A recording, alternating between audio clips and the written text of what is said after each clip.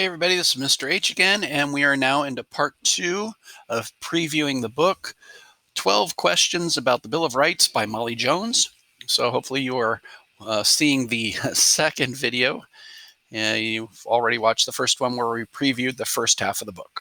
All right, so once again, the point of previewing is to activate our brains and to notice things before we start reading. Again, by doing this, by activating our brains, it makes it when we get to the time where we're actually reading the text, that we will remember it better, we will connect better with the text, and more of it will stick in our heads, so we won't need to reread it a bunch of times. All right, so here we go. On this page, we want to notice all of the things that kind of catch our eye, all the things that stand out, so headings and pictures and that sort of stuff. And so here we can see it says, why was the Third Amendment important? And so we can see over here there's a photograph, and then over here it looks like a drawing, a color drawing. And so let's take a look at the all of those things. So take a look at this color drawing, and you can see here a couple of people with guns wearing red. And then over here, it looks like a woman who's frowning, and then a couple of other people behind this person. So it says, colonists could not stop British troops from entering or even living in their homes. Wow. And then over here, it says, some people consider the attacks on New York City and Washington, D.C. on September 11th, 2001, an act of war on U.S. soil. So in case you didn't know, these two buildings that you can see that are burning, these were the former World Trade Center buildings before they collapsed. Over here, it says 3, number of major wars fought on American soil. The Quartering Act of 1774 allowed British soldiers to live in colonists' homes. The issue was a key cause of the American Revolution. The Third Amendment says U.S. citizens do not have to let soldiers live in their homes. The Third Amendment does not get much attention today because so few wars have been fought on U.S. soil. Then over here, wars in America. Only 3 wars have been fought on U.S. soil.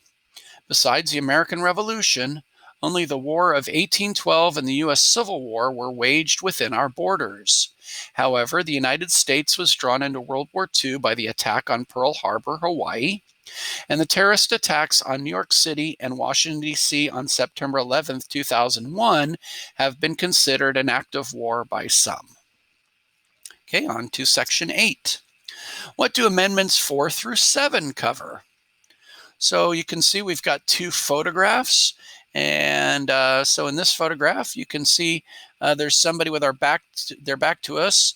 And then there's a bunch of people sitting, and they look like they're looking at this person, paying attention to what this person is saying, perhaps.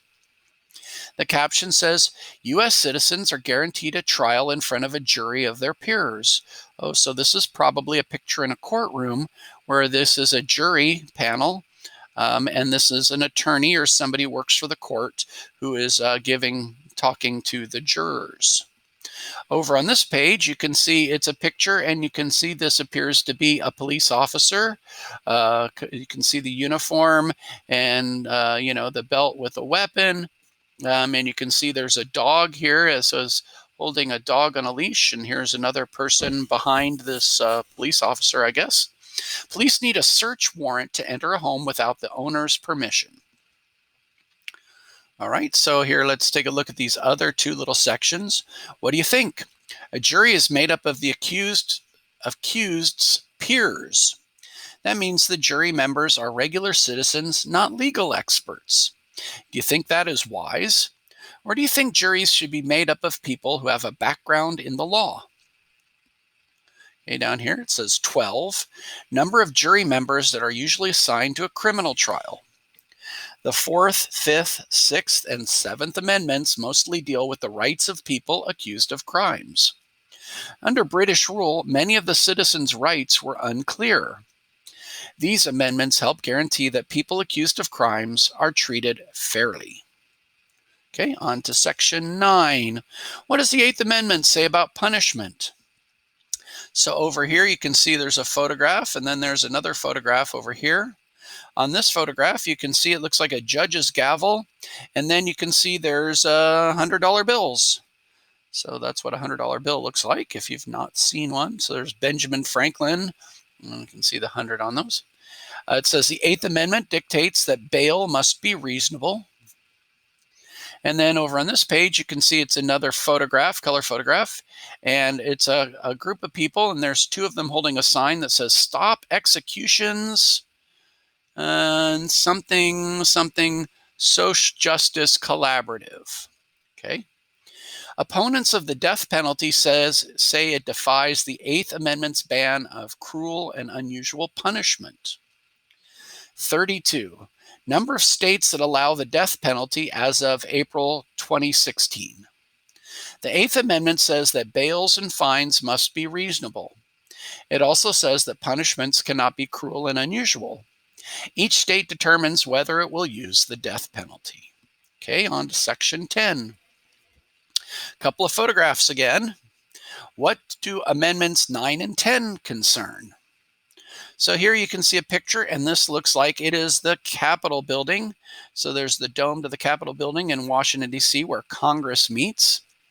And here it says the federal government's powers are more clearly defined by the 9th and 10th Amendments.